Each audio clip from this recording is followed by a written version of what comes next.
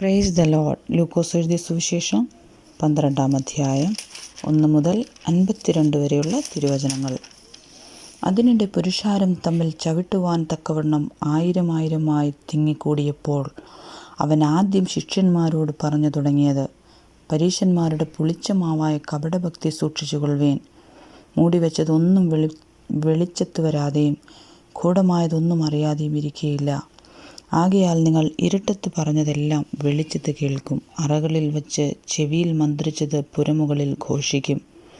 എന്നാൽ എൻ്റെ സ്നേഹിതന്മാരായ നിങ്ങളോട് ഞാൻ പറയുന്നത്, ദേഹത്തെ കൊന്നിട്ട് പിന്നെ അധികമായി ഒന്നും ചെയ്യുവാൻ കഴിയാത്തവരെ ഭയപ്പെടേണ്ട.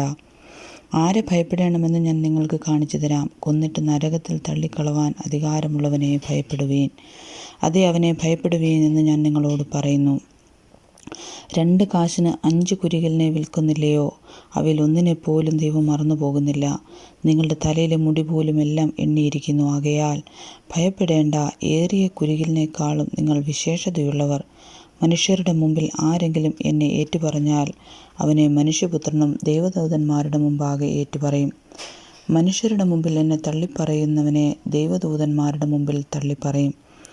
മനുഷ്യപുത്രൻ്റെ നേരെ ഒരു വാക്ക് പറയുന്ന ഏവനോടും ക്ഷമിക്കും. പരിശുദ്ധാത്മാവിൻ്റെ നേരെ ദൂഷണം പറയുന്നവനോടോ ക്ഷമിക്കുകയില്ലെന്ന് ഞാൻ നിങ്ങളോട് പറയുന്നു.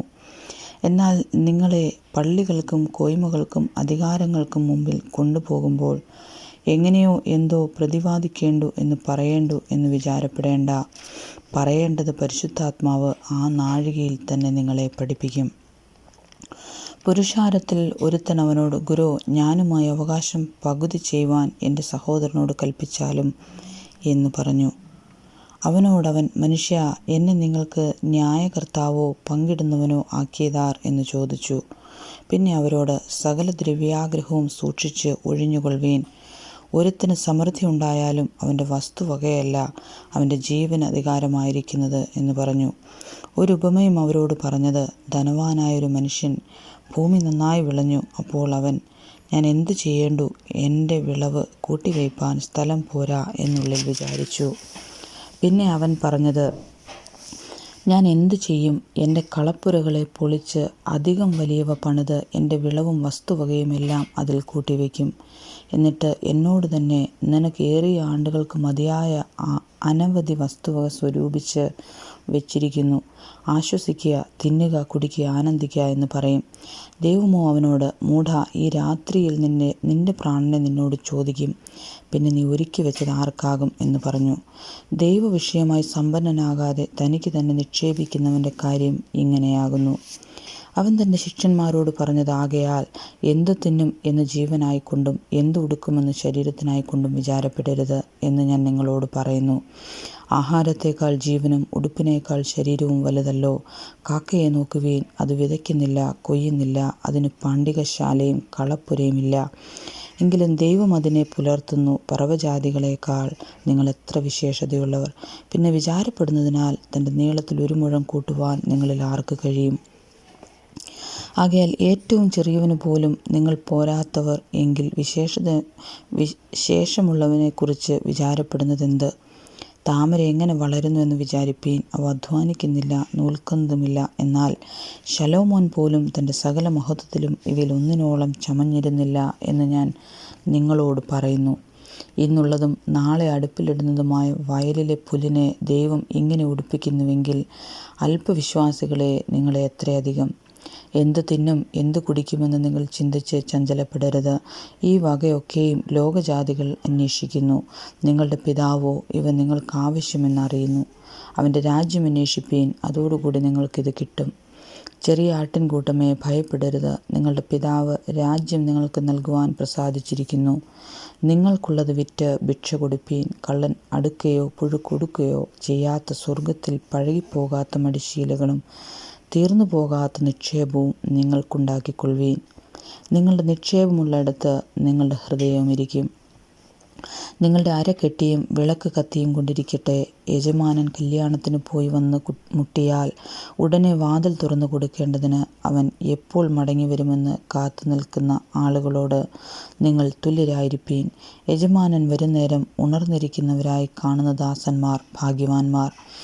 അവൻ അരകെട്ടി അവരെ ഭക്ഷണത്തിനിരുത്തുകയും വന്ന് അവർക്ക് ശുശ്രൂഷ ചെയ്യുകയും ചെയ്യും എന്ന് ഞാൻ സത്യമായി നിങ്ങളോട് പറയുന്നു. അവൻ 2-ാം യാമത്തിൽ വന്നാലും 3-ാമതിൽ വന്നാലും അങ്ങനെ കണ്ടു എങ്കിൽ അവർ ഭാഗ്യവാന്മാർ. കള്ളൻ ഇന്ന നാഴികയ്ക്ക് വരുന്നുവെന്ന് വീട്ടുടയവൻ അറിഞ്ഞിരിക്കുന്നു എങ്കിൽ അവൻ ഉണർന്നിരിക്കുന്നു, തൻ്റെ വീട് തുരപ്പാൻ സമ്മതിക്കുകയില്ല എന്നറിവീൻ. നനയാത്ത നാഴികയിൽ മനുഷ്യപുത്രൻ വരുന്നതുകൊണ്ട് നിങ്ങളും ഒരുങ്ങിയിരിപ്പീൻ.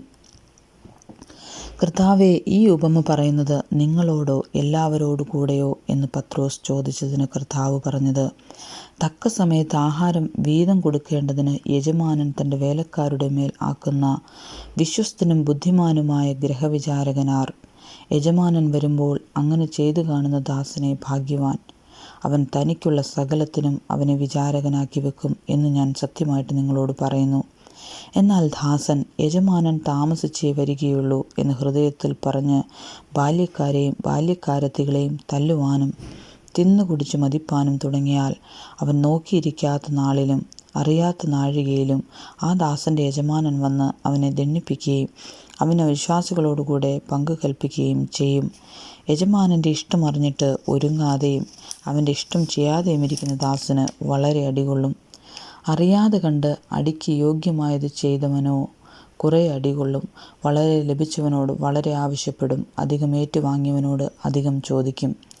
ഭൂമിയിൽ തീയിടുവാൻ ഞാൻ വന്നിരിക്കുന്നു, അത് എപ്പോഴേ കത്തിയെങ്കിൽ കൊള്ളാമായിരുന്നു എന്നതല്ലാതെ ഞാൻ മറ്റെന്തിച്ഛിക്കേണ്ടു. എങ്കിലും എനിക്കൊരു സ്നാനമേൽപ്പാനുണ്ട്, അത് കഴിയുവോളം ഞാൻ എത്ര ഞെരുങ്ങുന്നു. ഭൂമിയിൽ സമാധാനം നൽകുവാൻ ഞാൻ വന്നിരിക്കുന്നുവെന്ന് തോന്നുന്നുവോ? അല്ലല്ല, ഛിദ്രം വരുത്തുവാനത്രേ എന്ന് ഞാൻ നിങ്ങളോട് പറയുന്നു. ഇനിമേൽ ഒരു വീട്ടിൽ 2-3, 3-2 ഇങ്ങനെ 5 പേർ തമ്മിൽ ഛിദ്രിച്ചിരിക്കും. അപ്പൻ മകനോടും മകൻ അപ്പനോടും അമ്മ മകളോടും മകൾ അമ്മയോടും അമ്മാവിയമ്മ മരുമകളോടും മരുമകൾ അമ്മാവിയമ്മയോടും ഛിദ്രിച്ചിരിക്കും. പിന്നെ അവൻ പുരുഷാരത്തോട് പറഞ്ഞത്, പടിഞ്ഞാറ് നിന്നും മേഘം പൊങ്ങുന്നത് കാണുമ്പോൾ പെരുമഴ വരുന്നു എന്ന് നിങ്ങൾ ഉടനെ പറയുന്നു. അങ്ങനെ സംഭവിക്കുകയും ചെയ്യുന്നു. തെക്കൻ കാറ്റ് ഊതുന്നത് കണ്ടാലേ അത്യുഷ്ണമുണ്ടാകുമെന്ന് പറയുന്നു, അത് സംഭവിക്കുകയും ചെയ്യുന്നു. കപടഭക്തിക്കാരെ, ഭൂമിയുടെയും ആകാശത്തിൻ്റെയും ഭാവത്തെ വിവേചിപ്പാൻ നിങ്ങൾക്കറിയാം.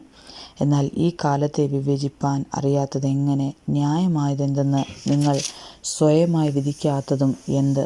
പ്രതിയോഗിയോടുകൂടെ അധികാരിയുടെ അടുക്കൽ പോകുമ്പോൾ വഴിയിൽ വെച്ച് അവരോട് നിരന്നു കൊള്ളുവാൻ ശ്രമിക്കുക. അല്ലാഞ്ഞാൽ അവൻ നിന്നെ ന്യായാധിപൻ്റെ മുമ്പിൽ ഇഴച്ചു കൊണ്ടുപോവുകയും ന്യായാധിപൻ നിന്നെ കോൽക്കാരൻ്റെ പക്കൽ ഏൽപ്പിക്കുകയും കോൽക്കാരൻ തടവിലാക്കുകയും ചെയ്യും. ഒടുക്കത്തെ കാശ് പോലും കൊടുത്തു തീരുവോളം നീ അവിടെ നിന്ന് പുറത്തു വരികയില്ല എന്ന് ഞാൻ നിന്നോട് പറയുന്നു. ആമേൻ.